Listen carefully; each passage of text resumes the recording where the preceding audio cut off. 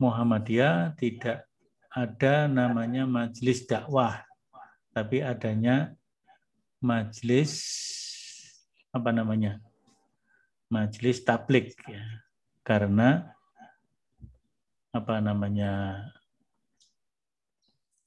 semua lini gerakan Muhammadiyah itu gerakan dakwah.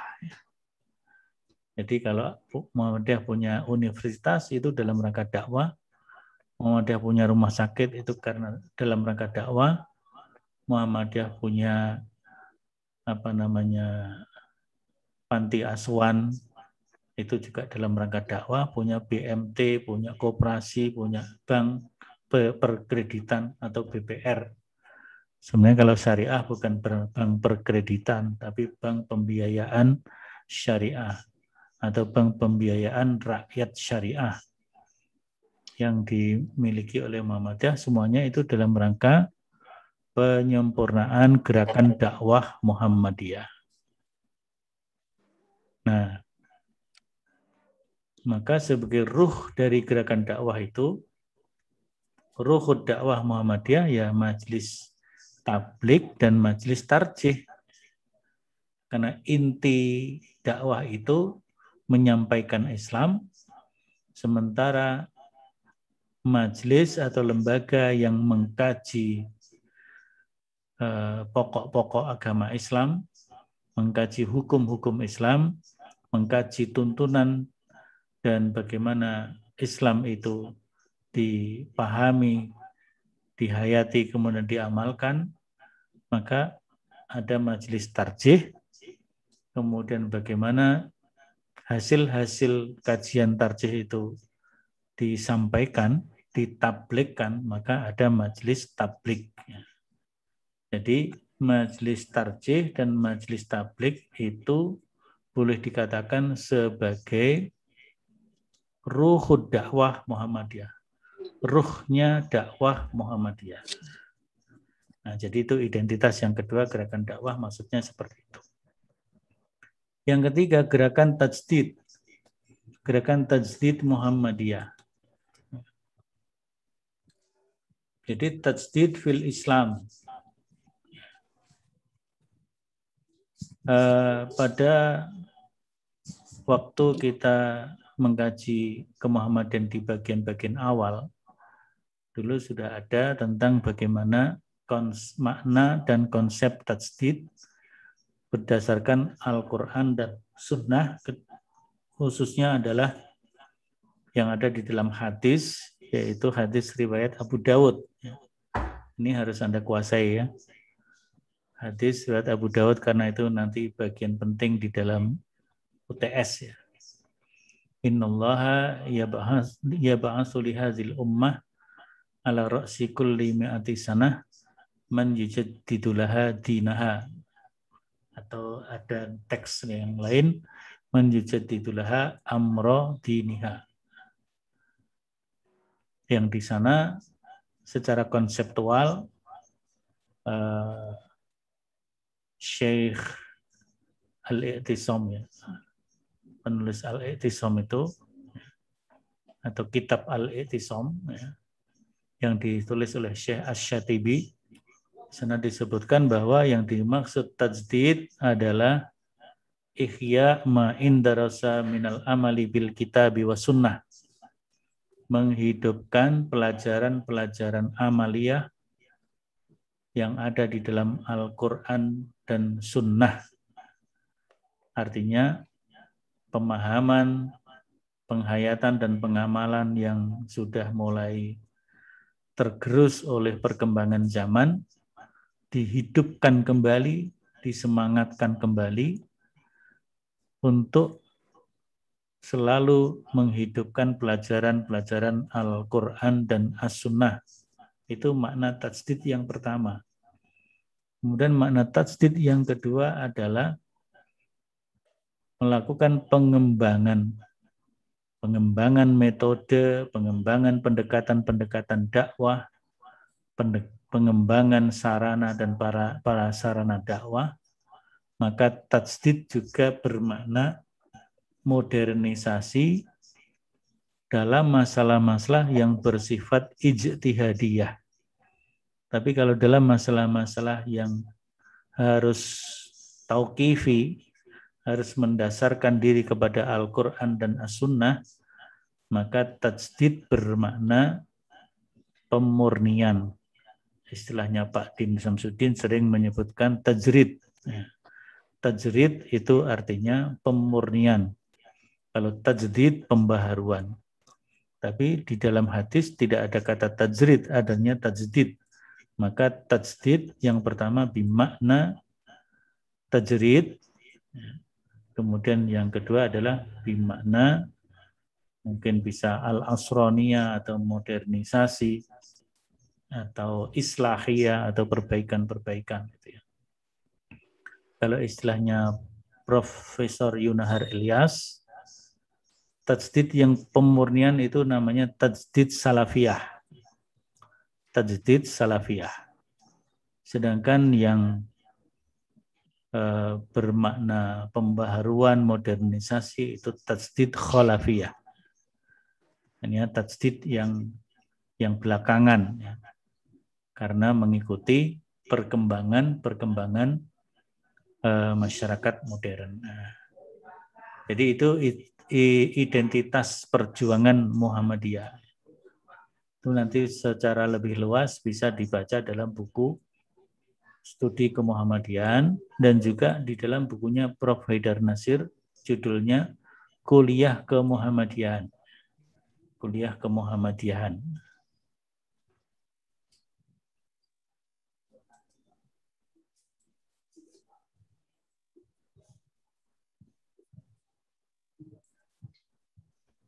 Nah, kemudian masuklah kita kepada landasan, kalau di dalam buku ini disebut landasan normatif. Tapi sebenarnya itu adalah landasan ideologis. Landasan ideologis. Kita buka dulu bukunya.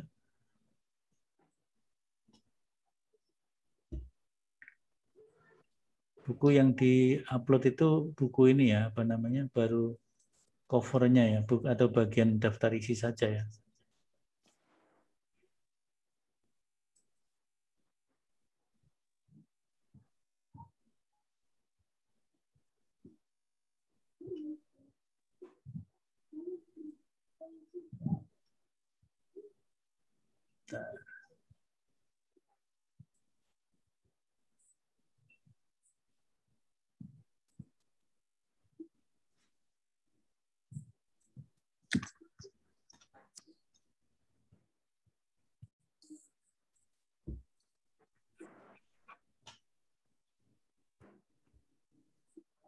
Ya, yang pertama disebutkan di dalam buku itu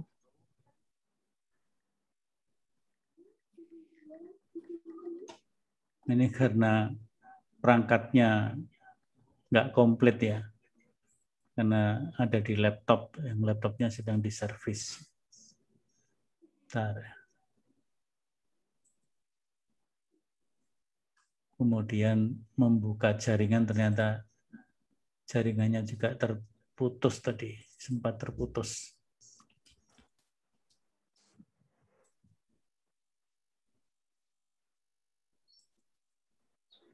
Kembali ke daftar isi dulu aja.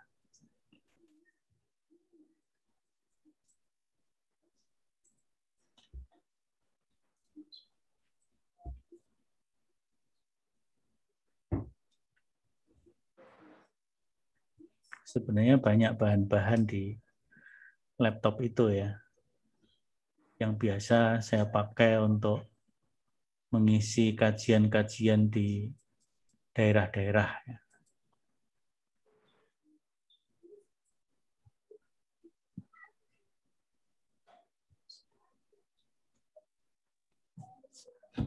Ya, nanti saya susulkan materinya lewat PPT yang saya miliki ya. Baik, kita di sini kan landasan normatif ya. Nah, sebenarnya landasan normatif itu ya landasan ideologis itu ya. Nanti mungkin ke depan kita revisi buku ini. Yang pertama adalah Muqaddimah Anggaran Dasar Muhammadiyah. Kalau di dalam konstitusi di Indonesia itu ada muqaddimah atau pembukaan Undang-Undang Dasar. Di sana ada pembukaan Undang-Undang Dasar Muhammadiyah yang bunyinya kalimat pertama kan di sana bahwa sesungguhnya kemerdekaan adalah hak segala bangsa. Muqaddimah Anggaran Dasar mirip juga itu kalimat pertamanya. Karena muqaddimah ini disusun oleh Ki Bagus Hadikusumo yang di dalam penyusunan pembukaan Undang-Undang Dasar yang dulunya namanya Piagam Jakarta, Ki Bagus Hadikusumo merupakan salah satu pemikir utama meskipun dia tidak termasuk Panitia 9. Yang masuk Panitia 9 dari unsur Muhammadiyah itu adalah Kiai Haji Kahar Muzakir. Kiai Haji Kahar Muzakir. Nah, Ki Bagus memasukkan pikirannya lewat Kiai Haji Kahar Muzakir ini.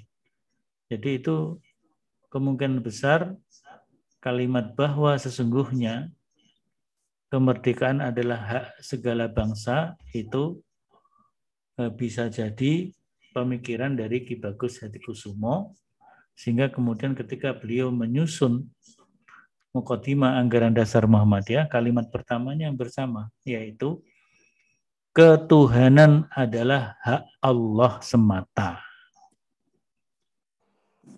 Nah, di dalam Muqaddimah Anggaran Dasar itu terkandung ada 7 pokok pikiran. Kalau di dalam Muqaddimah atau pembukaan Undang-Undang Dasar, di sana ada 4 pokok pikiran yang terkandung di dalam 4 alinea atau 4 paragraf. Nah, kalau di Muqaddimah Anggaran Dasar itu ada 7 pokok pikiran yang tertuang di sana.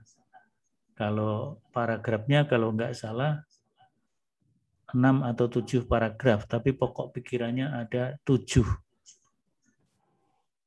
Tapi diringkas di dalam kepribadian Muhammadiyah nantinya hanya 6 pokok pikiran. Kenapa? Karena yang ke-7 itu adalah simpulan dari 1 sampai 6. Nah, 7 pokok pikiran itu yang pertama, karena tadi bunyinya bahwa ketuhanan adalah hak Allah semata, maka pokok pikiran yang pertama atau prinsip prinsip ideologi Muhammadiyah yang pertama adalah prinsip tauhid. Tauhidullah. Yang nanti kalau di dalam himpunan putusan tarjih, kitab akidah atau kitab tauhid, kitabul iman, nah di sana ya terkandung ada tauhid uluhiyah, tauhid rububiyah, tauhidul asma wa sifat. Meskipun mungkin kalimatnya tidak begitu. Jadi ada tauhid zatiyah dalam zatnya, tauhid dalam af'alnya, dan seterusnya. Itu di dalam himpunan putusan tarjih kitabul iman. Kemudian pokok pikiran yang kedua, hidup manusia bermasyarakat. Maka dakwah Muhammadiyah itu membina masyarakat. Jadi gerakan Muhammadiyah itu gerakan untuk membangun, membina masyarakat. Sehingga Muhammadiyah memilih gerakannya sebagai gerakan masyarakat atau organisasi kemasyarakatan, bukan organisasi politik. Itu pilihan saja. Karena yang dipandang lebih efektif, lebih mungkin bisa lebih bertahan lama, itu ya gerakan kemasyarakatan ini. Kalau kita lihat perkembangan, ya, katakanlah organisasi atau gerakan Islam yang lebih menekankan kepada politik, ya. Ada organisasi yang berdiri sebelum Muhammadiyah, yaitu Syarikat Dagang Islam, yang kemudian menjadi Syarikat Islam. Dan berikutnya dia menjadi Partai Syarikat Islam Indonesia, PSII. Sekarang PSII sudah tidak ada wujudnya. Syarikat Islam juga sudah tidak ada wujudnya, kecuali hanya berupa gerakan-gerakan yang bersifat lokal.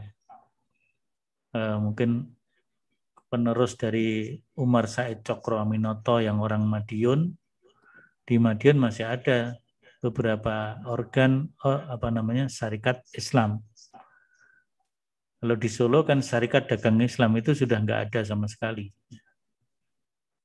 Di Telusur pun sudah nggak ada. Syarikat Dagang Islam yang dirintis oleh Kiai Samanhudi yang kemudian berubah menjadi SI bersama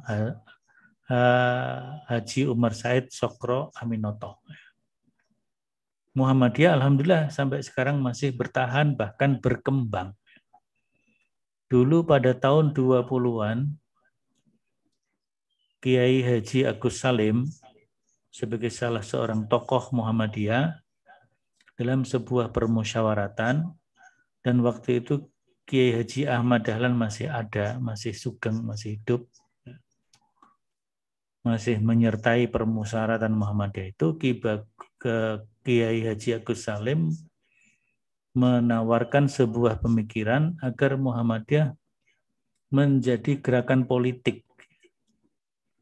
Semua yang ikut dalam permusyawaratan atau rapat itu sudah terpukau, sudah kepencut dengan pemikiran Kiai Haji Agus Salim untuk menjadikan Muhammadiyah sebagai gerakan politik atau partai politik. Tapi setelah Kiai Agus Salim selesai, kemudian Kiai Haji Ahmad Dahlan berpidato dengan tetap menghormati Kiai Haji Agus Salim tentunya. Beliau bertanya kepada seluruh yang hadir. Bertanya tentang Islam, hakikat Islam, kepribadian Islam, dan seterusnya. Sehingga akhirnya seluruh anggota yang ikut di dalam permusyawaratan itu kembali kepada pemikiran yang dirancang oleh Kiai Dahlan, bahwa Muhammadiyah adalah gerakan kemasyarakatan. Itu pokok pikiran yang kedua. Dikemas demikian rupa oleh Ki Bagus Hadikusumo. Kemudian yang ketiga, dinul Islam. Inna dina indallahil Islam. Dinul Islam adalah satu-satunya agama yang benar yang datang dari Allah. Jadi Islam atau Muhammadiyah ini meyakini ajaran Islam, agama Islam adalah satu-satunya agama Allah. Inna dina indallahil Islam. Itu pokok pikiran yang ketiga. Pokok pikiran yang keempat, dinul Islam itu harus ditegakkan. Jadi nilai-nilai ajaran Islam harus ditegakkan di tengah-tengah masyarakat. Mungkin kalau bahasa yang lain, penegakan syariat Islam. Tapi Muhammadiyah tidak menggunakan penegakan syariat Islam. Tapi dinul Islam harus ditegakkan di tengah-tengah masyarakat. Dibimbingkan, dipimpinkan melalui organisasi ini dengan pendekatan dakwah. Yaitu wal takum minkum ummatun yad'una ilal khair wa ya'muruna bil ma'ruf wa yanhauna 'anil munkar wa ulaika humul muflihun. Jadi itu pokok pikiran yang keempat.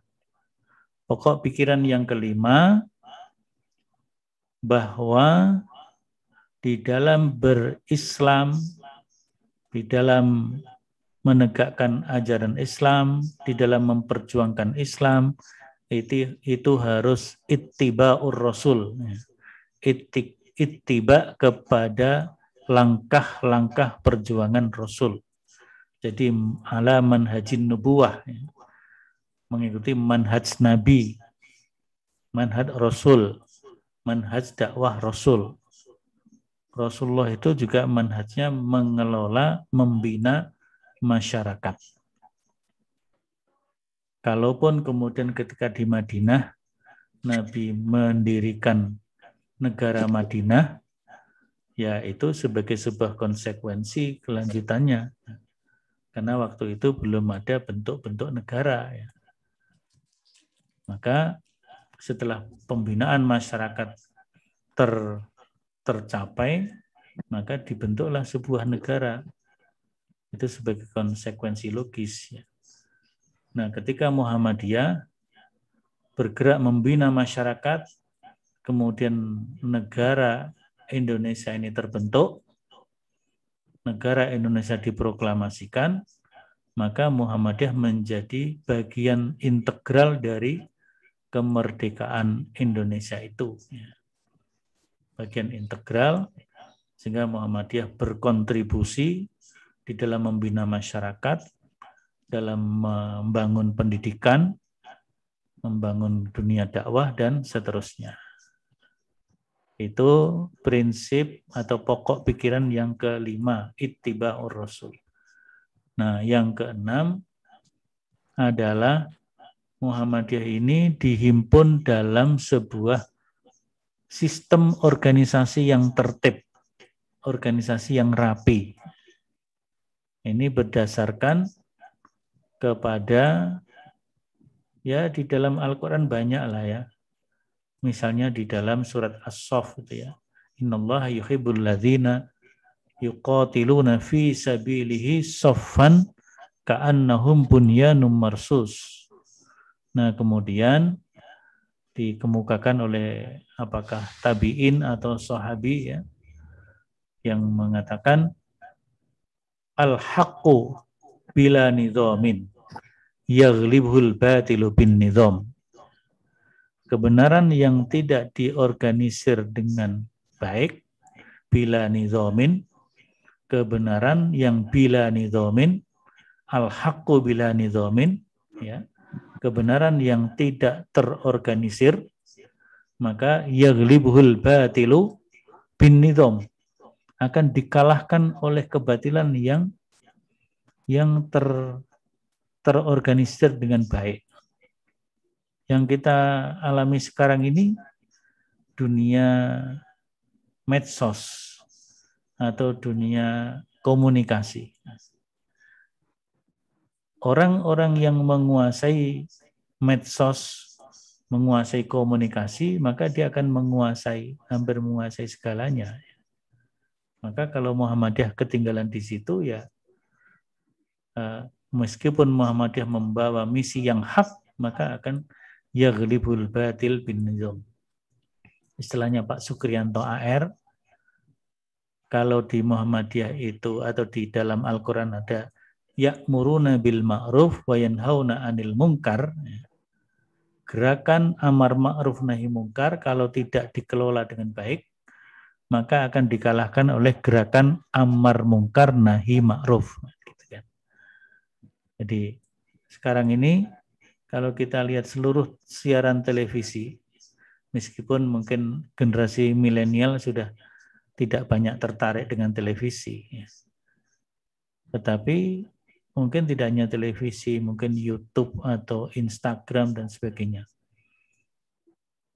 Kalau kita sensus secara matematis, gerakan amar ma'ruf nahi mungkarnya mana lebih banyak daripada gerakan amar mungkar nahi ma'rufnya.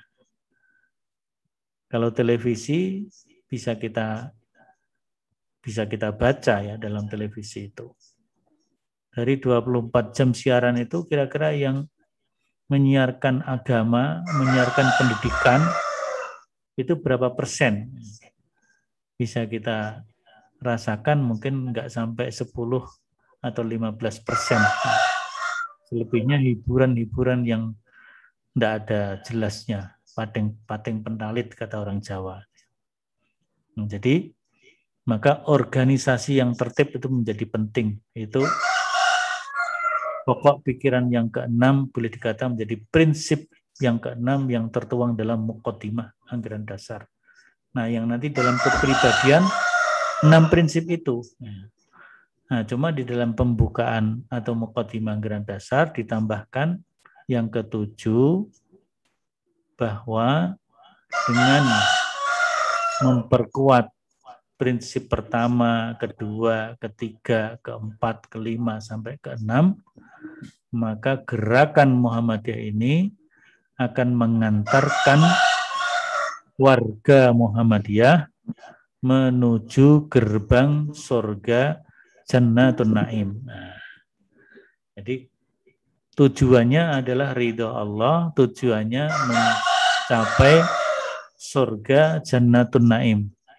Tapi Muhammadiyah sebagai organisasi ini, kalau prinsip-prinsipnya semuanya sudah ditegakkan, itu pun Muhammadiyah hanya bisa mengantar warga dan anggota Muhammadiyah hanya sampai ke pintu gerbang Jannatun Naim. Anggota-anggota warga itu mau masuk apa enggak, terserah mereka masing-masing. Jadi di sini ada Abdan Syakuro, ada Erlan Dwi Cahyo, ada siapa lagi, Muhammad Tegar, ada Anggi, ada siapa lagi, banyak ya, ada Yasmin, siapa, Yulia Yasmin atau Elia Yasmin, yang putri-putri, semuanya diantarkan sampai pintu gerbang saja. Itu kalau Muhammadiyah benar hanya bisa mengantarkan sampai pintu gerbang. Nah, nanti sampai pintu gerbang mau masuk apa enggak, silakan masuk sendiri-sendiri. Itu pokok pikiran yang ketujuh seperti itu. Maka di dalam kepribadian hanya sampai pokok pikiran yang keenam. Ini saya kira untuk materi berikutnya akan kita sampaikan pada pertemuan yang akan datang. Mudah-mudahan perangkatnya sudah lebih baik sehingga bisa saya sampaikan secara lebih komplit ya.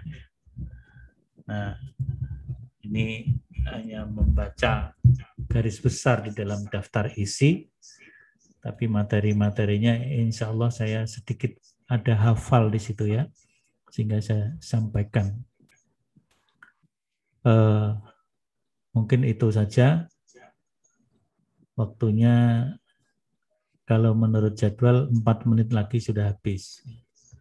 Tapi saya masih memberi kesempatan kepada teman-teman kalau mau bertanya, saya persilahkan.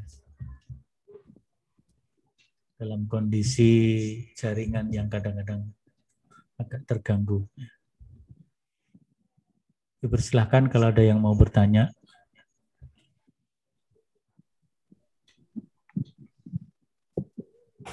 Izin bertanya, Ustadz. Ya, silakan. Mungkin ini pertanyaan untuk kemudian menegaskan kenapa sih dan untuk apa Muhammadiyah merumuskan pemikiran-pemikiran ideologi dalam gerakannya, Ustadz. Ya. Mungkin itu. Terima kasih.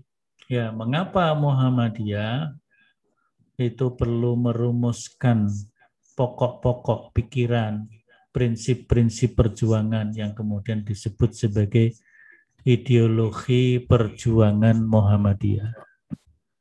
Ya, jadi sebuah organisasi, sebuah perkumpulan, kalau tidak punya aturan-aturan, tidak punya prinsip-prinsip perjuangan, tidak punya arahan-arahan, nah organisasi itu mau kemana? Gitu ya.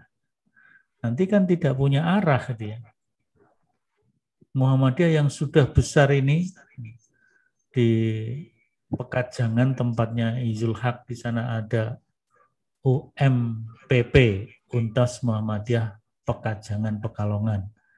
Ada IMBS ya. IMBS atau MBSI? Nggih Ustaz, IMBS. IMBS, International Muhammadiyah Boarding School.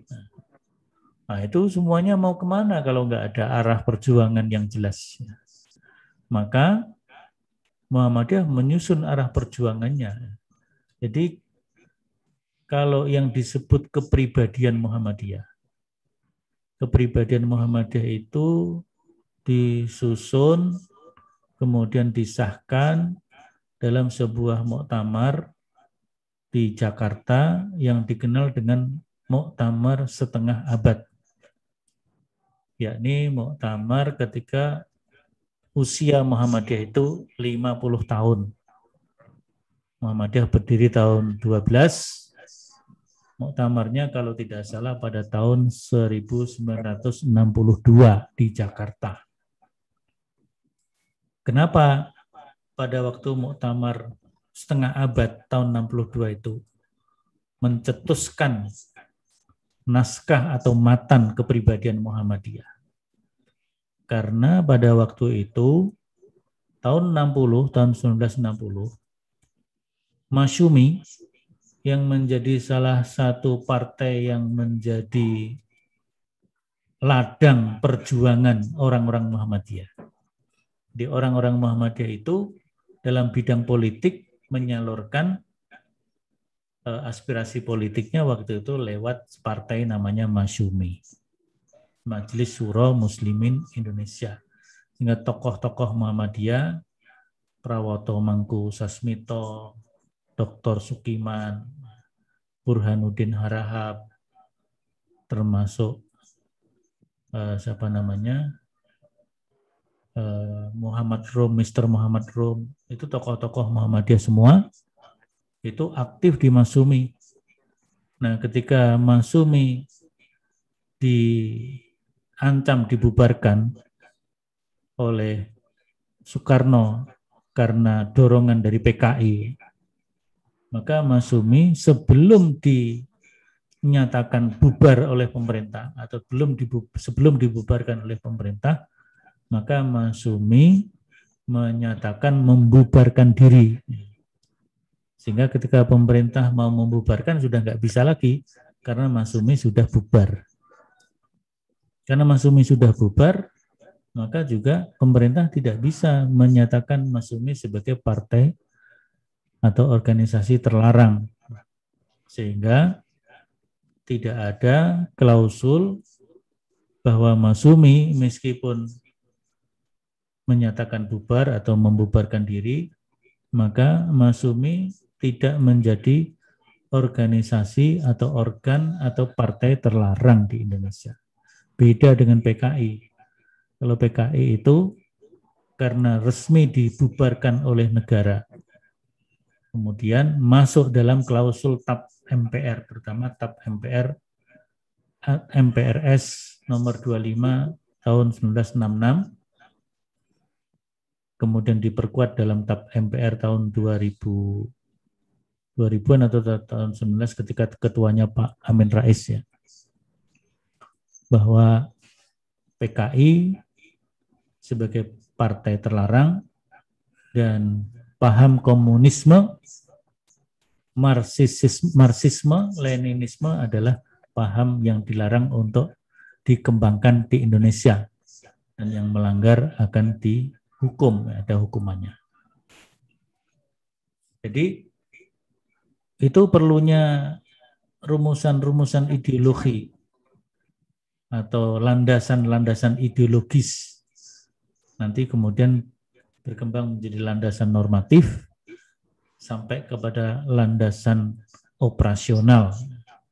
Nah, konseptual dulu, kemudian operasional, sehingga pendidikan Muhammadiyah punya arah, rumah sakit Muhammadiyah punya arah perjuangan, ranting-ranting cabang-cabang Muhammadiyah semuanya punya arah perjuangan untuk membangun umat yang khair ummah.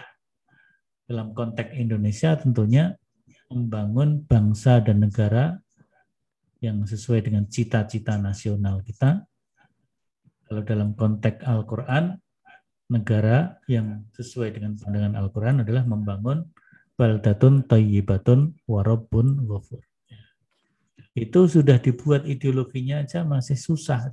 Apalagi kalau nggak dibuat bagaimana? Nah itu ya, Mas Izul Haq. saya kira itu. Jadi ideologi Muhammadiyah itu kalau kita lihat tadi ada 7 prinsip ideologi itu, semuanya ada landasan ideologisnya, ada landasan filosofisnya, ada landasan syar'inya berdasarkan Al-Quran dan As-Sunnah. Pertama prinsip tauhid, membina masyarakat, meyakini Islam sebagai satunya dinullah. Islam harus ditegakkan di tengah-tengah masyarakat, harus mengikuti atau ittiba perjuangan Rasul, harus berorganisasi yang tertib, itu semuanya diatur di dalam Al-Quran dan As-Sunnah secara jelas. Dan tujuan akhirnya adalah surga Jannatun Naim juga begitu, sudah diatur di dalam Al-Quran dan As-Sunnah. Nah, mudah-mudahan gerakan organisasi Muhammadiyah kita yang insya Allah sudah berada dalam on the right track ya. Nah, jadi sudah berada di jalan yang benar kira-kira ya. Insya Allah sudah di dalam sirotol mustaqim. Kalau kita konsisten, ya, maka setidaknya kita akan diantar sampai pintu gerbang. Kalau kita semuanya manusia-manusia muslimin, mukminin dan mutakin, muhsinin, maka tentu tidak hanya puas di pintu gerbang ya, kita masuk ke Jannatun Naim. Begitu insya Allah. Kerja. Baik. Nah itu. Tapi nggak ada kaca. Kita cukupkan pertemuan pada siang sore hari ini. Kita tutup, kita akhiri dengan membaca hamdalah. Alhamdulillahirrahmanirrahim. Assalamualaikum warahmatullahi wabarakatuh. Waalaikumsalam warahmatullahi wabarakatuh. Berapa poin penting nanti akan saya upload di psikologi. Mungkin kalau ada hal-hal yang mau ditanyakan nanti juga bisa disampaikan di psikologi dan di grup WA. Saya kira cukup. Assalamualaikum warahmatullahi wabarakatuh. Waalaikumsalam warahmatullahi wabarakatuh. Syukran Ustaz, jazakallah. Wa iyyakum.